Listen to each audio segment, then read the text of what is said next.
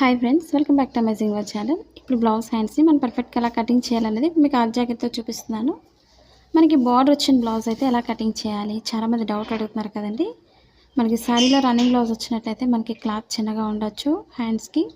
అలాంటప్పుడు మనం ఏం చేయాలనేది మీకు చూపిస్తాను. ఇప్పుడు స్కిప్ చేయకుండా చూడండి.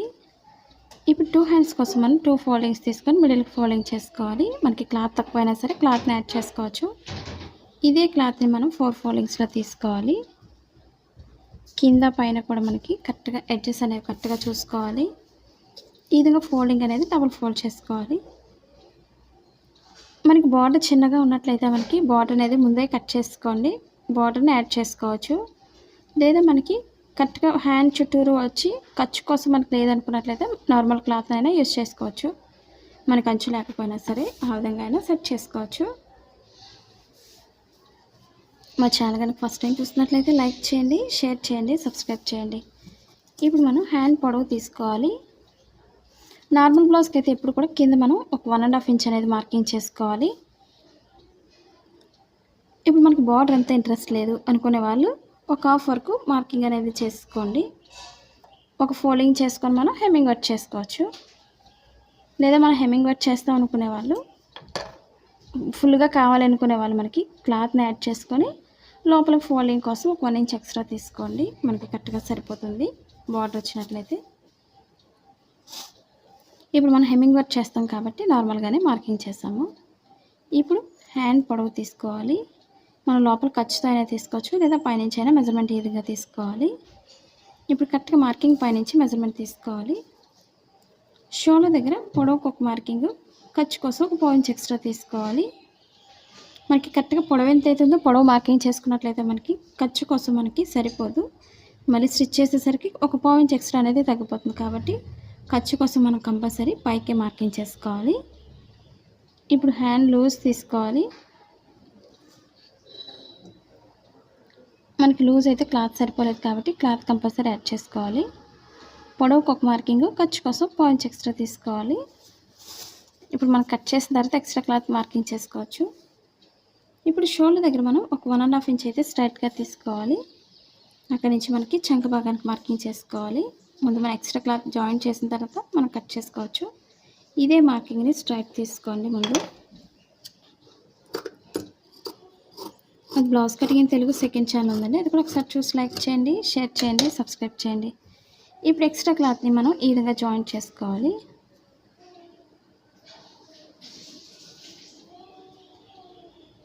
ఈ విధంగా జాయిన్ చేసుకున్న తర్వాత మన క్లాత్ని ఎక్స్ట్రా క్లాత్ పైన మార్కింగ్ చేసుకోవాలి. ఇప్పుడు ఒకసారి మళ్ళీ హ్యాండ్ ఒకసారి లూజ్ చూసుకోండి.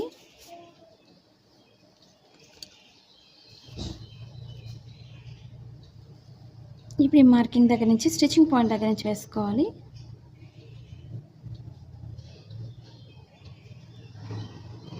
ఇప్పుడు చంక భాగం పొడవుకు ఒక మార్కింగ్, ఖర్చు కోసం 1 ఇంచ్ ఎక్స్ట్రా తీసుకోవాలి. మనకి 2 క్లాత్స్ కూడా జాయిన్ చేసేటప్పుడు క్లాత్ తగ్గుతుంది కాబట్టి క్లాత్ని ఒక 1/2 ఇంచ్ ఎక్స్ట్రా మార్కింగ్ చేసుకోవాలి. నార్మల్గా ఖర్చు కోసం అయితే 2 ఇంచెస్ తీసుకోవాలి. ఒక 1/2 ఇంచ్ ఎక్స్ట్రా మార్కింగ్ చేసుకొని 2.5 ఇంచ్ మార్కింగ్ చేసుకోవాలి. ఇప్పుడు మనం క్రాస్గా తీసుకోవాలి మెజర్మెంట్ని. ఇప్పుడు మనకు ఫోల్డింగ్ ఎంత అవుతుందో ఫోల్డింగ్ దగ్గర కూడా మార్కింగ్ చేసుకోవాలి. అప్పుడు మనకి హ్యాండ్ పొడవు అనేది కరెక్ట్గా వస్తుంది.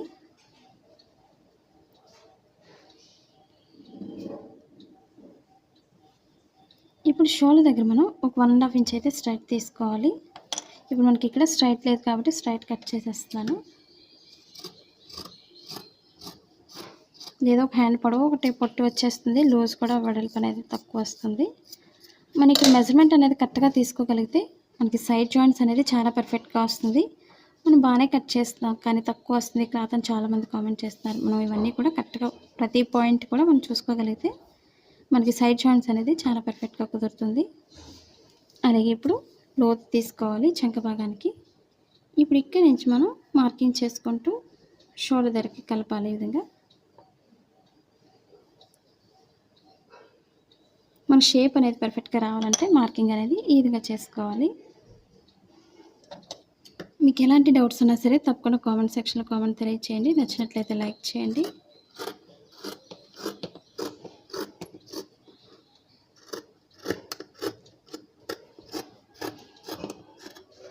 మీకు ఒకవేళ డౌట్ ఉన్నట్లయితే మనకి ఎక్స్ట్రా అనేది కరెక్ట్గా చూసుకొని మనం ఒకసారి చెక్ చేసుకోండి. బ్లౌజ్తో మీరు లూజ్ సరిపోతుందో లేదో.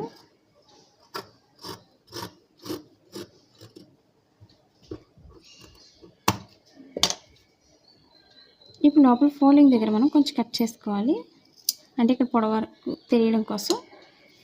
అలాగే ఇప్పుడు షోల్డర్ మిడిల్లో కొంచెం కట్ చేసుకోవాలి.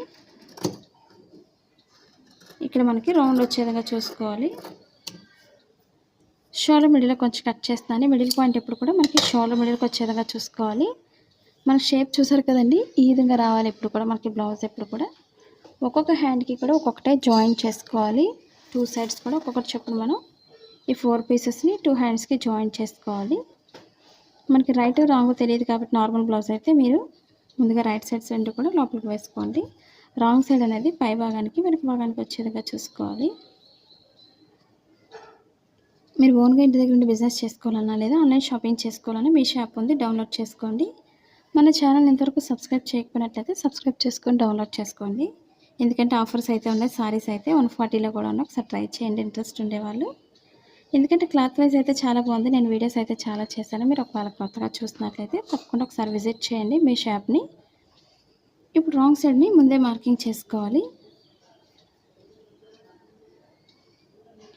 ఇప్పుడు మనకి స్టిచ్చింగ్ పాయింట్ నుంచి లోత్ అనేది తీసుకోవాలి. లోత్ తీసుకోవడం వల్ల మనకి చంక భాగంలో మెయిన్ మనకి ఫోల్డింగ్స్ రాకుండా ఉంటుంది. అలాగే స్టిచ్చింగ్ పాయింట్ చేసేటప్పుడు కూడా ప్రతి పాయింట్ నేను కరెక్ట్గా చెప్పిన విధంగా మీరు స్టిచ్ చేసుకోగలిగితే బ్లౌజ్ అనేది చాలా పర్ఫెక్ట్గా కుదురుతుంది. అలాగే స్టిచ్చింగ్ పాయింట్ నుంచి మనం సన్నగా లోత్ తీసుకుంటూ షోల్డర్ దగ్గరికి ఈ విధంగా కలుపుకోవాలి. మనం ఈ విధంగా అలానే మరీ ఎక్కువ తీసుకోకూడదు. హ్యాండ్స్ అనేవి చంక భాగానికి ఎక్కేస్తాయి ఫ్రంట్ పార్ట్కి. ఇవి ఫోల్డింగ్స్ అనేది కరెక్ట్గా చూసుకోవాలి.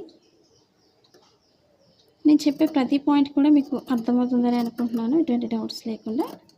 మీకు ఎక్కడైనా అర్థం కాలేదనుకున్నట్లయితే తప్పకుండా కామెంట్ సెక్షన్లో తెలియచేయండి.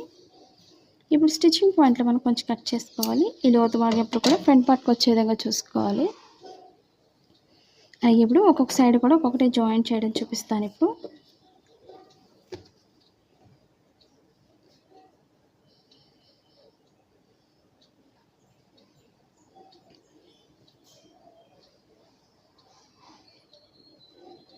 ఈ వీడియో మీకు నచ్చిందని అనుకుంటే తప్పకుండా లైక్ చేయండి, షేర్ చేయండి, సబ్స్క్రైబ్ చేయండి. ఇప్పుడు ఒక్కొక్క సైడ్ కూడా మనం జాయిన్ చేసుకున్న తర్వాత పైనుంచి కూడా ఒక లైన్ అనేది స్టిచ్ చేసుకోవాలి. 2 సైడ్స్కి కూడా మనం అదే విధంగా వేసుకోవాలి. మనం ఫోల్డింగ్ చేసే దగ్గర మనకి ఆ బాట్ ఉంది కాబట్టి లైన్ అనేది మామూలుగా మిషన్ లైన్తో వేసుకోవచ్చు, లేదా హెమ్మింగ్ వర్క్ అయినా చేసుకోవచ్చు. ఇప్పుడు ఒక్కొక్క సైడ్ కూడా ఒక్కొక్కటి జాయిన్ చేస్తున్నాను.